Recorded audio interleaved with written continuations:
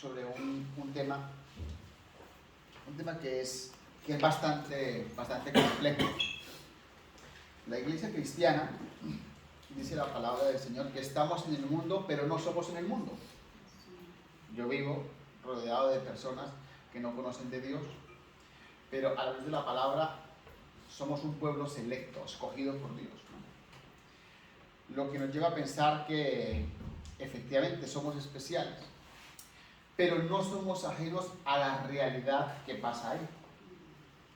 El COVID, las guerras, las crisis económicas nos afecta a todos por igual.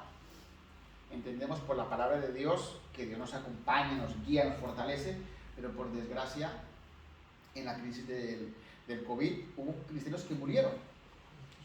En las crisis económicas hay cristianos que caen en bancarrota. En las guerras hay cristianos que salen heridos, ¿no? Y eso lo que nos lleva a entender es que espiritualmente no hacemos parte de ese bloque llamado mundo, pero humanamente estamos ahí. Yo vivo en la calle Huesca como uno más, soy un hipotecado más, ¿no? Entonces, no somos ajenos a realidades que nos tocan, y es precisamente de eso que hoy quería hablarles. Desde hace rato, yo veo casi todos los días, los diarios. Yo veo larrioja.com, El País, El Mundo, La Razón y El Diario.es. Intento tener una visión un poco global de todo lo que hay. Y ciertamente pues, me ha sorprendido que en España el índice de suicidios es muy alto. Es algo fuerte, ¿no? Hay personas que deciden quitarse la vida. Y les confieso que esto son cosas de las que todo el mundo habla, ¿no? Y se ve allá, como lejos, ¿no? Como cosas del vecino. Pero es una realidad, Les voy a leer algunos titulares, son titulares reales. En España, a día de hoy, más de 4.000 personas se quitan la vida. Para el 2015 eran 3.500, ha aumentado. El suicidio es la primera causa de muerte externa. Entre los que deciden quitarse la vida hay menores de 15 años. Después de los tumores, es la principal causa de muerte entre los jóvenes. Y sin ir muy lejos, publicaba Rioja 2 recientemente que en La Rioja, donde vivimos, han habido 7 intentos de suicidio en escolares en menos de una semana. Como iglesia, como pueblo de Dios, esto, bendito el Señor. Es una realidad que nos toca y que debemos entender lo que sucede a la luz de la palabra, porque somos la sal de la tierra, somos la luz y deberíamos, como iglesia de Dios, como pueblo de Dios, saber lo que sucede y saber cómo responder, cómo aconsejar, cómo guiar, ¿no? Y como decíamos ayer en el grupo Crecer, ¿dónde está la solución quizás a esas cuestiones que atañen a la sociedad? Pues aquí. Vamos a ver a través de la Biblia cómo quizás podemos guiar, aconsejar, comportarnos y examinar este tipo de situaciones. Y vamos a hacerlo a través de la historia de 2 personajes bíblicos muy conocidos por todos: Elías y el rey David. ¿Les suena, verdad? Pues vamos a ir juntos a Primera de Reyes 18:38. Primera de Reyes 18:38. Elías se le conoce como el profeta del fuego, ¿verdad? Elías, en mi opinión, es un personaje singular, es un personaje en el que Dios mostró su gloria de una manera increíble. Pero fue un personaje que pasó por momentos de tribulación y de angustia. Entonces lo que yo quiero es que examinemos cómo personas escogidas por Dios, como fue Elías, como fue David, que tuvieron un ministerio y que tuvieron momentos de angustia y de tribulación, cómo lo enfocaron y cómo Dios obró en sus vidas. Amén. Primera de Reyes 18:38. Dice así: entonces cayó fuego de Jehová y consumió el holocausto, la leña, las piedras y el polvo, y aún lamió el agua que estaba en la zanja. Y viéndolo todo el pueblo se postraron y dijeron: Jehová, Dios, Jehová es el Dios. Jehová es el Dios. Mis hermanos, Elías retó a los profetas de Baal, porque veía que los profetas de Baal estaban contaminando el pueblo de Israel con sus ídolos paganos. Y les dijo: mira, vamos a hacer una cosa. Como ustedes contaminan el pueblo con ideas de dioses paganos, pero evidentemente el Dios de Israel es Jehová, Dios de los ejércitos, vamos a hacer 2 holocaustos. Ustedes hagan su holocausto, y si su Dios es verdadero, su Baal es verdadero, pues que descienda fuego del cielo y que consuma el holocausto. Y luego yo haré lo mismo. Y el Dios que responda a la petición en vista de todo el público, ese es el Dios verdadero.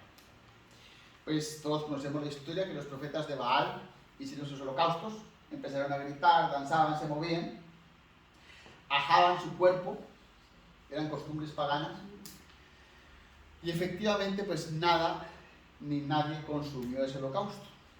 Al punto pues de que Elías hacía la broma, ¿no? Les decía: griten más fuerte, que quizás Baal está en la siesta, para que se despierte, ¿no? Le aplicó un toque de ironía para que la situación fuese visible, porque lo fundamental de eso era el testimonio para con los demás, porque había gente del pueblo que se dejaba engañar. Cuando llegó el momento de Elías, su turno, cogió 12 piedras, una por cada una de las tribus, algo muy simbólico, montó el holocausto y lo mojó. Es decir, que no quedasen dudas de que algún amigo de él puso fuego a algún lado, ¿no? Que no había truco. Mojó el holocausto, le echó agua, hizo una zanja, echó más agua y clamó a Dios.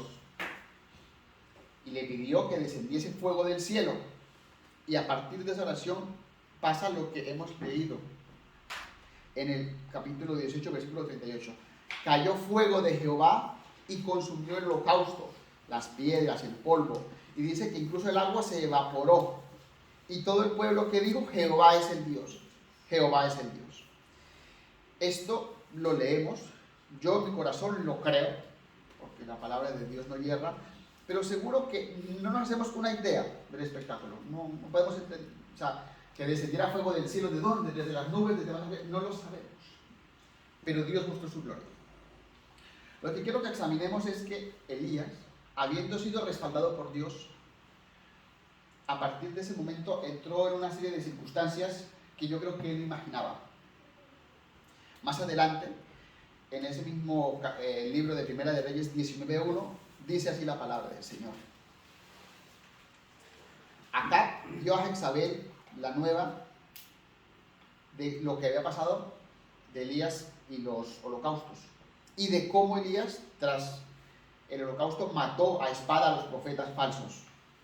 Y dice que envió Jezabel a Elías un mensajero diciendo: así me hagan los dioses y aún me añadan, si mañana a estas horas yo no he puesto tu persona como la de uno de ellos, es decir, si yo no te mataré a espada como tú mataste a los míos.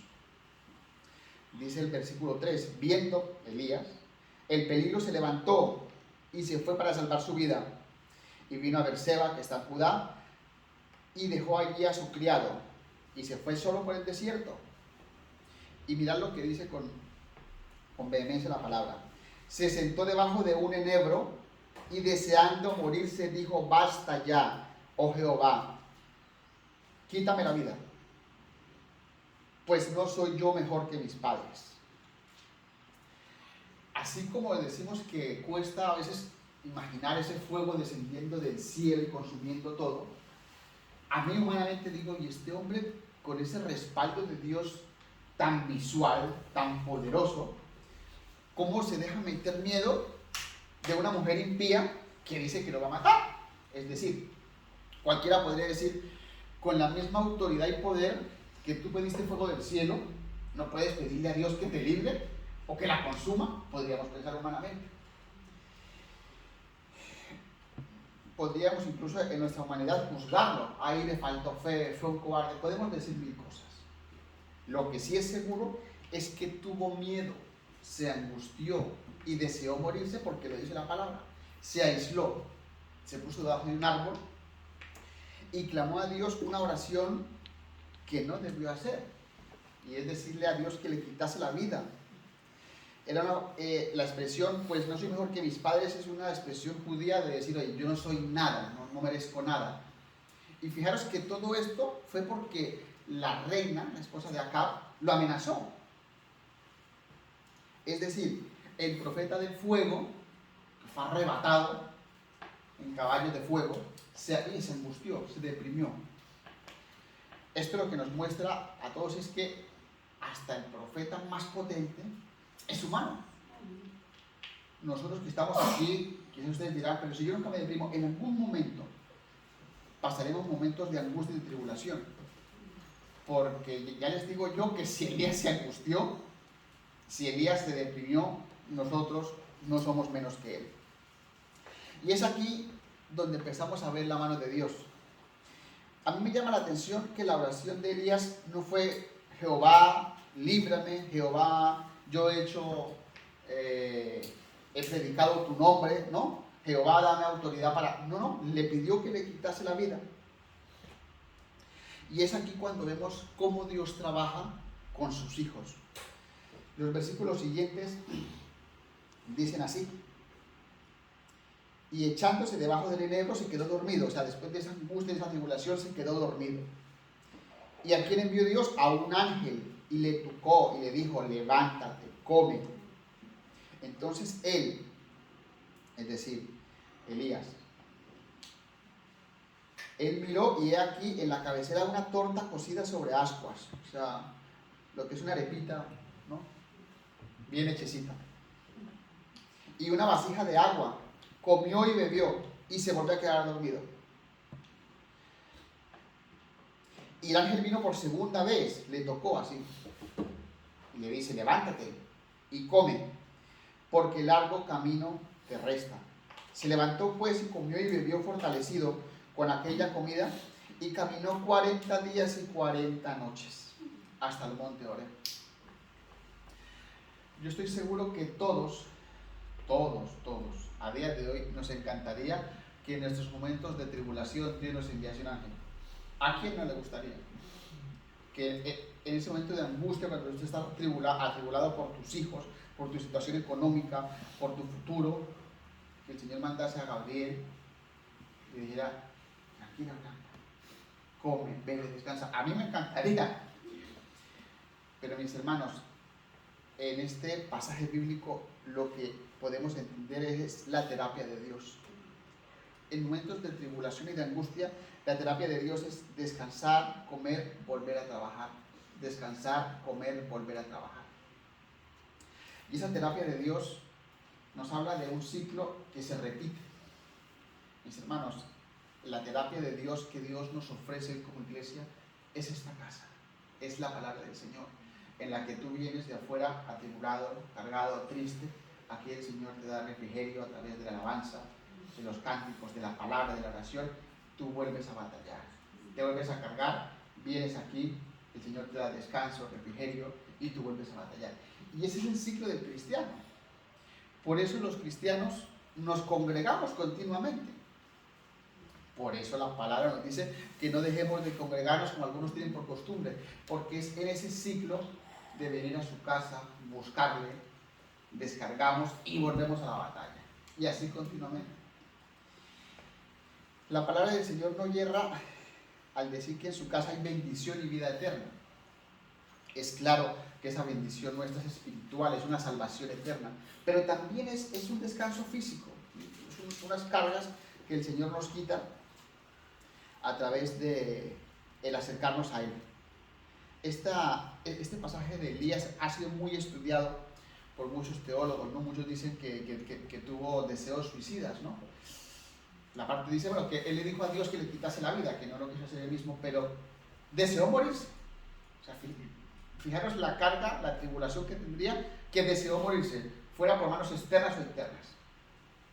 Y mis hermanos, Dios da refrigerio, Dios en su casa da bendición y vida eterna. David, creo que la historia de David la conocemos todos.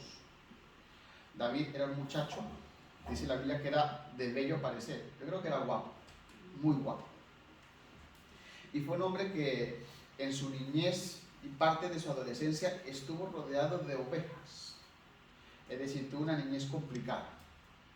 Primero porque las ovejas, todos hemos leído esos pasajes bíblicos, cuidar de las ovejas no es cosa fácil.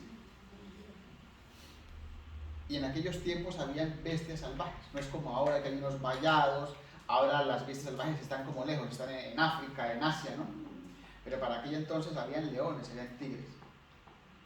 Y lo principal es que este hombre, David, el hecho de que estuviese cuidando de las ovejas, era una muestra de la familia de que estaba haciendo el trabajo quizás que menos tenía valor. Todos conocemos la historia de David y Goliat, o alguien no la conoce. Todos la conocemos, los que hemos estado en la escuela dominical hemos coloreado muchos Davids y muchos Goliat, ¿verdad? Al igual, paralelamente, al igual que Elías, posterior a un momento de gloria, Elías con el fuego y David matando a Goliat, los dos pasan por una tribulación. Todos recuerdan qué pasó con Saúl. ¿Qué quería hacer Saúl con David? Lo quería matar, ¿no? Fijaros que, como decía la hermana Marina en su testimonio, pero yo qué malo he hecho. Yo imagino a David diciendo, oye, Saúl, pero si yo te he librado de la mano de los filisteos y intentas matarme, o sea que, ¿no? Es como, o sea, qué situación más injusta. Yo me ofrecí cuando nadie se ofreció. Yo saqué la cara por el pueblo de Dios y tú intentas matarme. Los pasajes de cómo Saúl intenta matarlos lo vemos en 1 Samuel 18, se los leo yo para ustedes. Dice la Biblia que Saúl estaba muy enojado con David, porque el pueblo empezó a gritar. Decía el pueblo, Saúl mató a sus miles, pero a sus 10,000. Era una forma de decir, vale, Saúl, si tú eres nuestro rey, pero aquí el líder militar es David. Y tuvo celos humanos, todos entendemos por la Biblia que el Espíritu de Jehová se había apartado ya de Saúl. Por eso empezó a tener deseos. Y dice la palabra del Señor en el versículo 11 del capítulo 18 de 1 Samuel, y arrojó Saúl la lanza, diciendo, enclavaré a David en la pared. Pero David lo evadió 2 veces.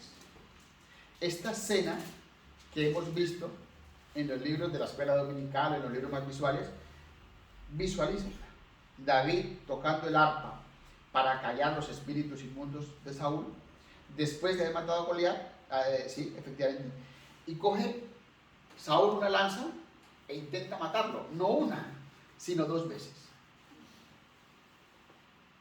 ¿Qué hubieses hecho tú? Muy seguramente le hubiésemos devuelto la lanza a Saúl. Se da cuenta de que me vas a matar tú, ¿no? Pero David, que era un hombre temeroso de Dios y que tenía el Espíritu de Dios sobre él, entendía que Saúl, aunque estaba obrando mal, era puesto por Dios. Es decir, David nos enseña lo que es esperar en Dios. Después de esto, cuando navegamos por la Biblia, vemos cómo David tiene que huir, huyó 7 años, estuvo en cuevas escondido. Saúl lo manda a matar, su esposa Mical le salva la vida. Es decir, después de libertar al pueblo de Israel de mano de los filisteos, ese hombre tuvo una vida desgraciada. Tuvo que irse a vivir fuera de las fronteras de Israel, es decir, vivió una vida muy triste. Y aunque la Biblia no narra que David hubiese deseado que Dios le quitase la vida, sí que nos muestra a través de los salmos que este hombre sufrió auténtica tribulación y angustia, y es que es normal. Visualicémonos nosotros. Imagínate, hemos dado la vida por Calahorra, hemos peleado, y luego el alcalde de Calahorra nos manda a matar, nos persigue. O sea, es una tribulación que solo se puede imaginar o ver en las películas, pero sucedió. Y aquí vamos a ver cómo David enfrentó esto en contraposición de cómo lo enfrentó Elías. Lo primero que vemos es que David sabía a quién acudir. Vamos a ir al Salmo 61. El Salmo 61 es un salmo maravilloso, escrito por el que fuera el rey de Israel, y es maravilloso. Se lo leo yo para ustedes. Oye, oh Dios, mi clamor, a mi oración atiende. Desde el cabo de la tierra clamaré a ti, cuando mi corazón desmayare. Llévame a la roca que es más alta que yo, porque tú has sido mi refugio y torre fuerte delante del enemigo. Fíjate que le dice, porque tú has sido mi refugio. Mis hermanos, lo que nos muestra la Biblia a través de la historia de David es que ante momentos de angustia, ¿qué es lo primero que debe de hacer un cristiano? Acudir al que creó el cielo y la tierra. Todos quizás eso lo tenemos en la teoría, porque todos decimos sí, ante la primera dificultad hay que acudir a Dios. Pero yo esta pregunta me la hice a mí, y ahora se la devuelvo a ustedes. Realmente, ante un momento de angustia y de tribulación, nuestro primer pensamiento es: voy a arrodillarme a orar. Yo me lo respondí, O sea, nuestro primer pensamiento es: Señor, auxíliame, o intentamos meter mano nosotros. Y ya cuando nos sale mal, después de nosotros intentarlo, es cuando decimos: Señor, ahora sí. Es algo muy personal que nos debe hacer meditar sobre cuál es esa primera herramienta, ¿de qué nos agarramos ante la dificultad? ¿De nuestro entender, de nuestros deseos o del que creó el cielo y la tierra? Como les comentaba, David, hubo un episodio en el que estuvo en una cueva. No sé si les suena. Yo, sabes que tengo en la mente ahora mismo las cartillitas de escuela dominical que hacen muy visual esta parte. Y es la parte en la que David corta la capa de Saúl, ¿no? Y luego se la muestra. Era una forma de decirte: mira, tu vida estuvo en mi mano, pero no te he tocado. ¿Por qué? Porque tú eres el ungido de Jehová. Y aunque David ya había sido ungido antes, o sea, él sabía, pero entendía que si Saúl estaba vivo, no iba a ser él quien le quitase la vida a quien intentó quitarse injustamente. O sea, David era una persona sumamente madura. David era una persona que entendía que la venganza es ¿de quién? De Jehová. En el Salmo 142 vemos quizás por qué David tenía un corazón conforme al corazón de Dios. Si ustedes van al Salmo 142, por ejemplo, la Reina Valera titula petición de ayuda en medio de la prueba. Debajo de eso hay una notita, que la tienen algunas Biblias, otras no. ¿Qué dice ahí? Oración de David que hizo cuando estaba en la cueva. Miremos esta oración tan maravillosa. Con mi voz clamaré a Jehová, con mi voz pediré a Jehová misericordia. Delante de él expondré mi queja, delante de él manifestaré mi angustia.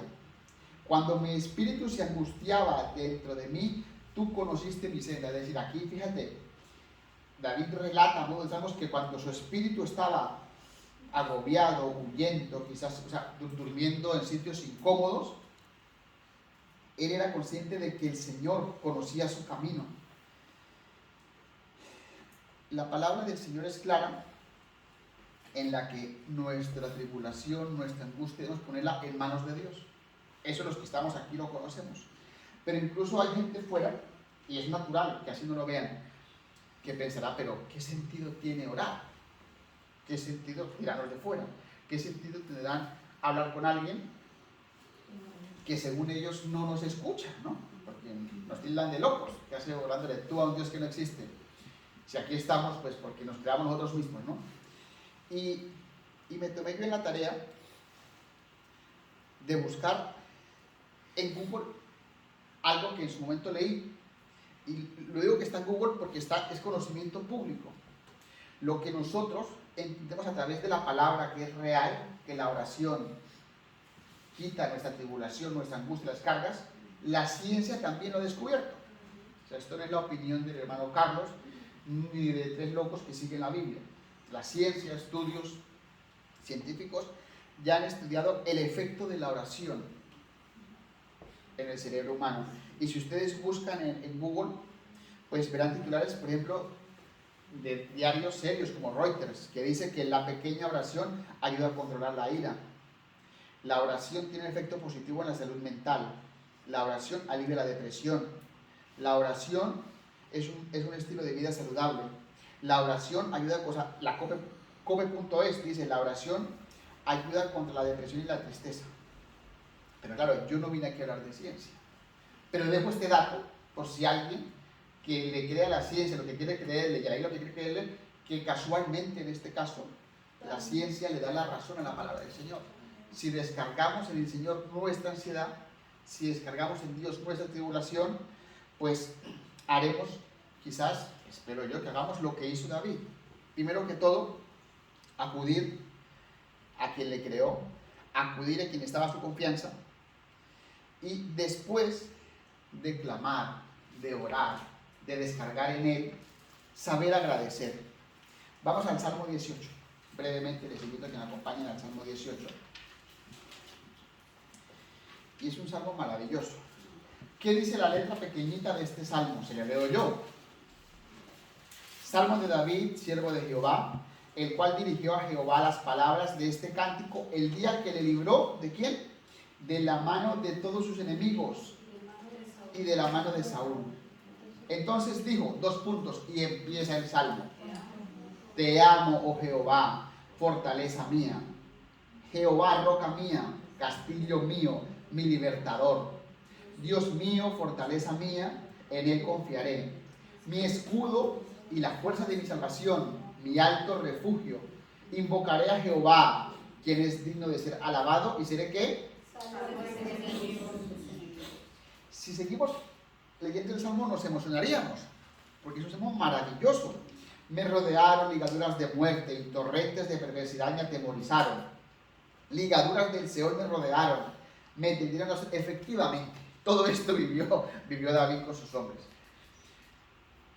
Ese pobre hombre vivía de hueco en hueco huyendo 7 años. Mis hermanos, no en vano esta palabra está aquí. Primero, descarguemos en Dios nuestra tristeza como lo hacía Él. Yo, cuando meditaba en esto, yo decía, pues al confiar en Dios es algo que decimos, que predicamos, pero a veces cuesta. Y el mejor ejercicio de confianza es aquel que hacemos quizás en los talleres juveniles, que alguien se tira para atrás y espera que alguien le coja. Es un ejercicio de confianza, ¿no? El que está aquí, y será que me coge o no me coge, ¿no? Porque el otro puede hacerle el lío. Pues el Señor espera algo de nosotros, algo así. Que entendamos en el fondo de nuestra alma, que en ese momento de temas económicos, de temas familiares, de temas personales, que tengamos la confianza de que Él lo va a hacer. En el minuto 1 o 2, en el 59, en el 30, Él lo va a hacer. Y eso es lo que Dios pide. Sin ánimo de ponerme romántico, me pasa a mí con mi hija. Isabela tiene la costumbre de que cuando llego a casa a veces yo la llamo y se lanza por el pasillo corriendo como una loca. Pero en los últimos 40 centímetros se tira y me pone aquí el pecho, ¿no? Y digo yo, eso es confianza. Ella sabe que yo la voy a coger porque si no la cogiera se estafa contra el arenero de las gatas, ¿no? Y esto que es visual es lo que Dios espera de nosotros. Porque a veces humanamente la solución nos cuesta ver. Es decir, David tenía hombres de a caballo, gente de guerra liderada por Saúl, persiguiéndolo por cuanto rastrojo había en Israel y en Judá. Pero él sabía que Dios le iba a dar la victoria. Tenemos que saber a quién acudir, tenemos que saber agradecer y tenemos también saber rodearnos de amigos. Y aquí David también fue un buen ejemplo. Todos conocemos la historia de David y Jonatán. Es una historia maravillosa. Es una historia que el mundo ha torcido para insinuar cosas perversas entre David y Jonatán. Pero nosotros entendemos que se pueden tener amigos. Yo a mis hermanos puedo quererlos, amarlos, sin que ello implique cosas aberrantes, ¿no?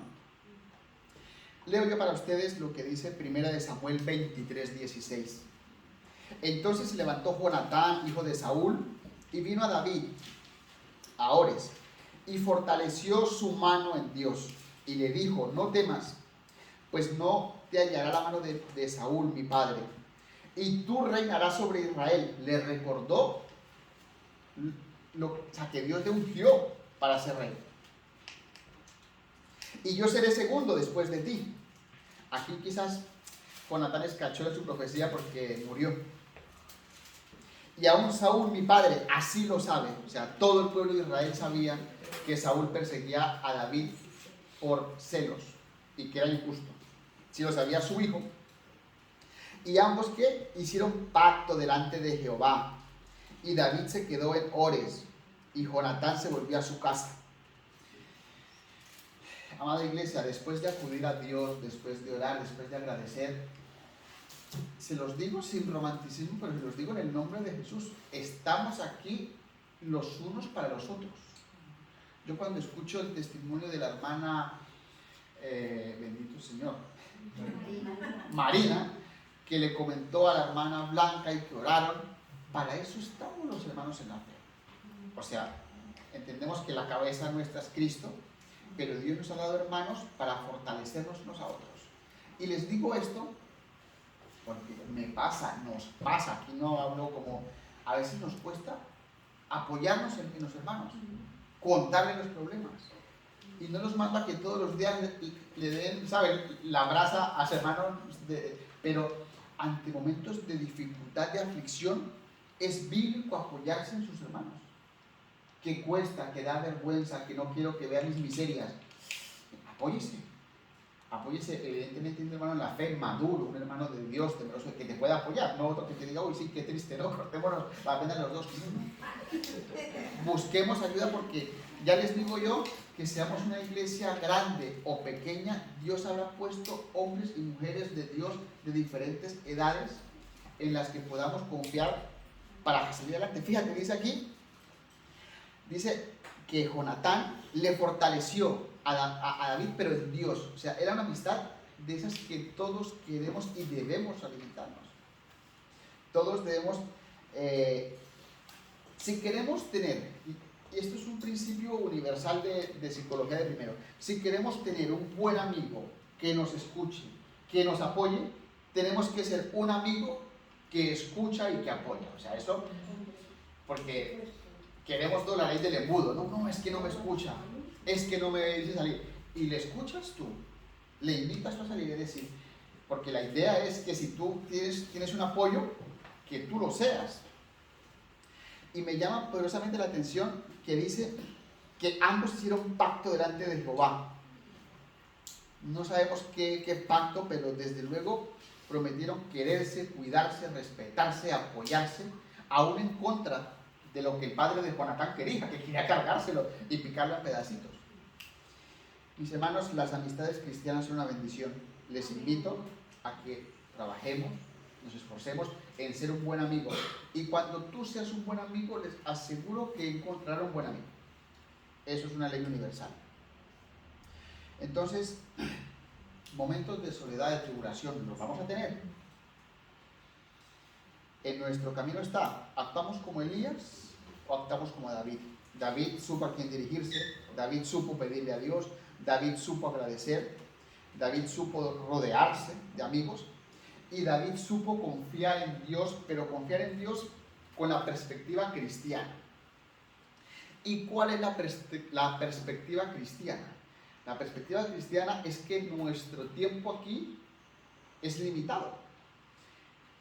Esto lo comenté ya en más de una ocasión. No somos una cucaracha que nace, crece, se reproduce y muere y al polvo ha vuelto. Tenemos un alma que va a vivir eternamente. Y vemos en el Salmo 138:7 cómo David tenía clara la perspectiva amplia del Dios en el que creía. Dice así, ¿sí? Dice el Salmo 138, versículo 7, si yo anduviere en medio de la angustia, tú me vivificarás. Contra la ira de mis enemigos extenderás tu mano y me salvará tu diestra. Y el versículo 8, Jehová cumplirá su propósito en mí. Tu misericordia, oh Jehová, es para siempre. La frase clave que tengo aquí en negrita es Jehová cumplirá su propósito en mí. Yo no he estudiado psicología ni pienso hacerlo, pero ya les digo yo que buena parte de los problemas que surgen en la humanidad y los cristianos es porque somos cortoplacistas, porque vemos el problema, o sea, nos enfocamos en el problema, ¿no? Mi novio me dejó, oye, pero tú estás joven, tranquila, calma, no pasa nada. Pero me dejó, soy fea, no me quiere, nos pasa así. Problemas económicos, estoy mal, cálmate, estás joven, estás bien, trabaja, ahorra, para la próxima gestión mejor tú. Es decir, cuando perdemos la perspectiva amplia de nuestra vida cristiana, es cuando nos ciega el ahora. Nosotros entendemos también por la palabra que estamos en un mundo espiritual. Y no les quepa la menor duda que el diablo se aprovecha de eso. El diablo vino para matar, robar y destruir. Vino para robar la felicidad, vino para destruir nuestra alma, vino para quizás quitarnos la comunión con Dios. Pero el Señor hoy nos está enseñando unas pautas para aplicar cuando estemos angustiados o cuando alguien esté angustiado. Porque ya les digo yo que en algún momento, ojalá no llegue, pero en algún momento se enfrentarán ustedes a situaciones en las que tengan que aconsejar o en las que ustedes tengan que poner en práctica esto. Y lo que vemos es que la Biblia nos da una receta muy buena. Confiemos en Dios, pidamos a Dios. Por si la fe nos escasea, hay hermanos también que son esa parte visible de la iglesia de Dios. A mí me llamó mucho la atención, estaba en Instagram viendo Reels y vi un Reel de un ex cura colombiano que se llama Alberto Linero. ¿Le suena? Sí. Un cura que dejó de ser cura y se casó con una mujer. Sí. Bien por él, no me parece mal ni bien. La cuestión es que él decía algo que a mí me chocó. Yo dije, si este hombre estudió teología, porque estudia teología, Claro. ¿cómo puede decir esto? Pero lo dijo. Y lo dijo con una frescura total. Y él decía que la eternidad es algo que hablamos de ello, pero él decía, pero nadie ha vuelto para confirmarnos eso. Efectivamente, aquí nadie puede decir que estuvo en el cielo 3 años y que ha vuelto a la tierra. Pero nosotros, por la palabra del Señor, entendemos que nuestra alma es eterna. Y el mensaje que les quería dar no es malo, pero el enfoque no es correcto. Él decía, y como eso tenemos dudas del más allá, él decía, disfrutemos la vida. Los cristianos disfrutamos la vida. Ya les digo yo que yo no vivo triste, yo intento viajar, disfrutar. Pero a lo que voy es que si bien es cierto, nosotros disfrutamos la vida, vivimos, viajamos, vamos a la piscina, corremos en la playa, al monte, entendemos que nuestro tiempo aquí está limitado a unos 111 años como mucho. De ahí que la conciencia del cristiano es que lo que decía Pablo, estos problemas son temporales. Cuando tenemos esa perspectiva eterna de que es una vida maravillosa que yo decidí compartir con Evelyn, pero que en el más allá reinaremos por Cristo, lo que decía Pablo, la gloria venidera no se compara con el momento en el que la nómina no me llega para pagar las deudas. Es decir, tenemos como cristianos que poner en una balanza si los problemas que tenemos aquí, que es normal angustiarse, no les voy a decir angustiarse, pero no podemos permitir que nos robe la bendición un mal mes y que nos amargue la existencia el hecho de que nuestra mejor amiga no nos hable, porque nuestra visión debe ser amplia. Bueno, si la muchacha no me habla, pues ella se lo pierde, ¿no? Las penas presentes no son comparables con la gloria venidera. Dice Romanos 8:18, pues tengo por cierto que las aflicciones del tiempo presente no son comparables con la gloria venidera, porque en nosotros ha de manifestarse. Mis hermanos,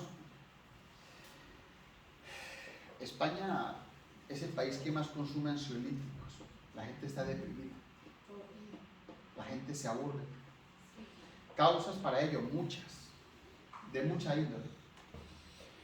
No puedo yo decir que la receta cuál es, pero la Biblia nos habla de cómo darle palabras de aliento a alguien, cómo actuar nosotros frente a la angustia y la tribulación, frente a la depresión.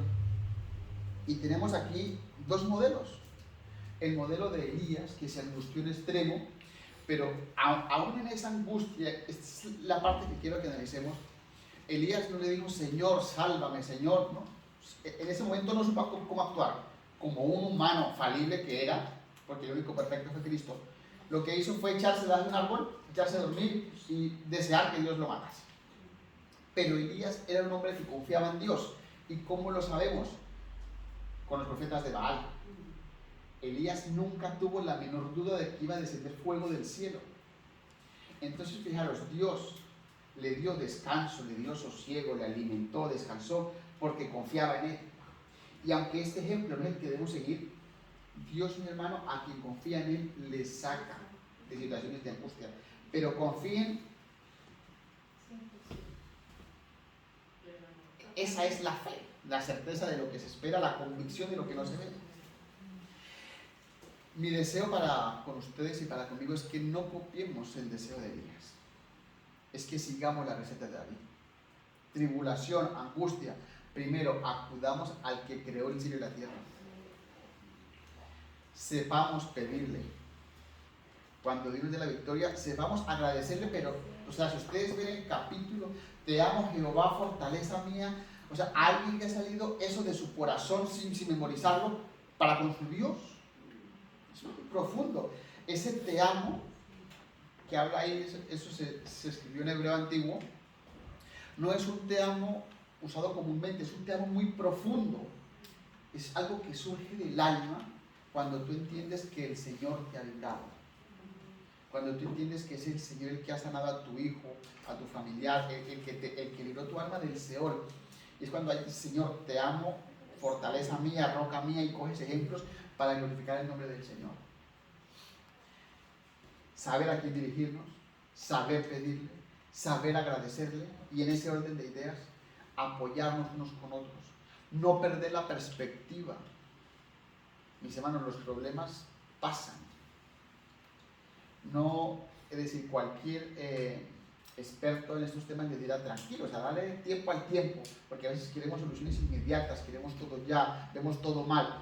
Esperen Dios como esa niña que se lanza y sabe que papá la va a coger, si no sería un buen golpe. Esperemos en Dios. Nosotros tenemos que ser ejemplo de que nuestra esperanza está puesta en nuestro Creador. Imaginémonos, o sea, no digo que no nos deprimamos, pero imagínense la iglesia de Cristo deprimida y triste como los de afuera. ¿Qué estamos haciendo? No es malo deprimirse, no es malo, es algo natural. El problema es dejar que la depresión te arrastre. El problema es no seguir los ejemplos bíblicos para salir de este tipo de situaciones. El problema quizás es ver a mi hermano atribulado y no hacer algo por él. Orar, acompañarle. A veces es solo escucharle. Te sientas en un café, asientes, ¿sí? Y no pasa a veces que te sientes a hablar con alguien y ese alguien se aconseja solo, o sea, quería que alguien le escuchase. Te sientas, te plantas y él empieza a hablar, tacatá, claro, porque esto, y yo debería hacer esto, pues claro, es que no he hecho esto. Y al final de la conversación esa persona necesitaba que su hermano en la fe, que su amigo en la fe, asintiese la cabeza durante 20 minutos con 2 tazas de café. Y les hablo esto en el mismo orden de ideas. Primero nuestro Creador, pero también estamos aquí. Tenemos gente que Dios ha puesto en el error y no nos dé vergüenza. Hermano, estoy triste. Eso es que es normal. Alguien que me diga que nunca ha estado triste, o miente o algo pasa. O quizás la parte del cerebro que asimila la tristeza. Eso es un psicópata. Son los psicópatas los que no sienten emociones. Y los cristianos las sentimos, ¿eh? No nos dé vergüenza apoyarnos.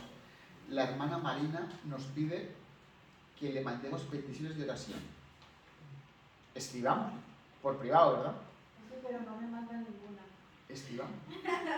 Y si nos da vergüenza contarle en detalle, hermanita, tengo una petición. Ayer, y ya está, y la hermana apunta la petición y el Señor que examina todo sabrá orar en consecuencia, mis hermanos. Todo esto, ¿por qué les planteo todo esto? ¿Cuál es el sentido de la iglesia? Una pregunta rara, ¿no? ¿Por qué estamos aquí? ¿Cuál es la gran comisión?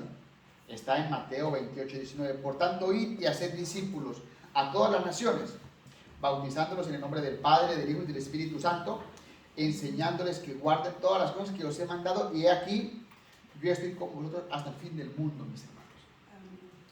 Así como vayamos a decirle a ese mundo que Cristo salva, también digamos a ese mundo que hay solución para sus problemas.